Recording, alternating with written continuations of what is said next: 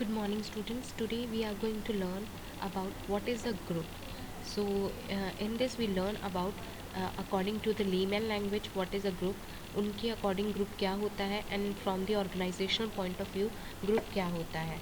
तो start करते हैं कि group क्या होता है.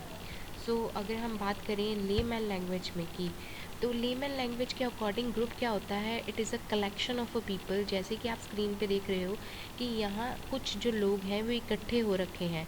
तो अगर बात करें it is collection of more than two peoples जो एक पर्टिकुलर टाइम पे एक पर्टिकुलर जगह पे इकट्ठे हो रखे हैं, उसको हम ग्रुप कहते हैं. ठीक है, ये है लेमैन लैंग्वेज के according. In a layman views number of people together at a given place at a given time can be considered as a group. उनके अकॉर्डिंग जो एक जगह पे एक समय पे लोग इकट्ठे हुए हैं उनको हम ग्रुप कहते हैं. But organisational point of view से इसका जो मतलब है वो टोटली अलग हो जाता है. जैसे कि देखते हैं, it is a collection of two और मोर पीपल.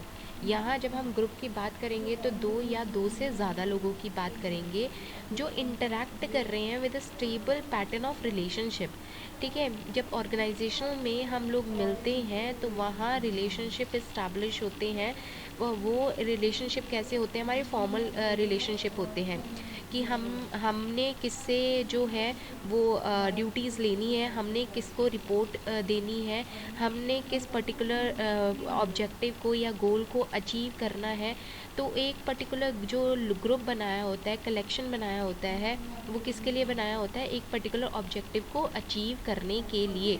ठीक है, तो यहाँ जो रिलेशनशिप होगा वो इसी तरीके से क्रिएट नहीं किया गया. ऑर्गेनाइजेशनल ने एक पर्टिकुलर पैटर्न फॉलो किया है अथॉरिटी एंड रिस्पॉन्सिबिलिटी का, कि किस पर्टिकुलर पर्सन के पास अथॉरिटी होगी, किसके पास रिस्पॉन्सिबिलिटी होगी, कौन से लोग जो हैं वो सेम लेवल पे होंगे, किस तरीके से वो इंटरेक्ट करेंगे, ग्रुप को कौन लीड करेगा, इस तरीके से. तो यहाँ इन सब का जो मेन मकसद होता है, जितने भी ग्रुप में पीपल होते हैं उनका जो मेन ऑब्जेक्टिव होता है वो एक कॉमन ऑब्जेक्टिव को अचीव करने के लिए होता है. जैसे कि आप यहाँ स्क्रीन पे देख रहे हो, तो यहाँ जो अभी हमने बातें कही उसी का मतलब है ग्रुप, कि सब के सब एक पर्टिकुलर जो इंडिविजुअल है वो अपने आप को खुद ही एक ग्रुप का पार्ट समझना चाहिए. प्लस आप थर्ड पिक्चर में देख रहे हो कि तीनों के तीनों का एक मेन ऑब्जेक्टिव है जो उस ऑब्जेक्टिव को हिट करना चाहते हैं, और तीनों उसमें हेल्प कर रहे हैं.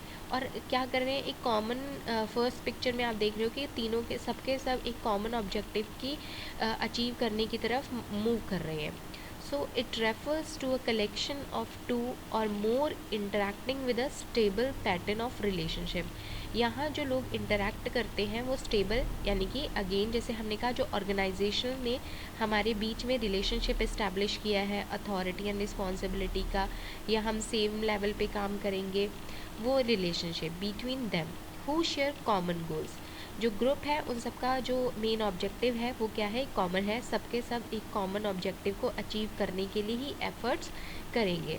And who perceive themselves as being a group, जो खुद को भी ग्रुप का पार्ट समझेंगे. तो ऑर्गेनाइजेशनल पॉइंट ऑफ व्यू से ग्रुप का ये मतलब होता है. Thank you very much.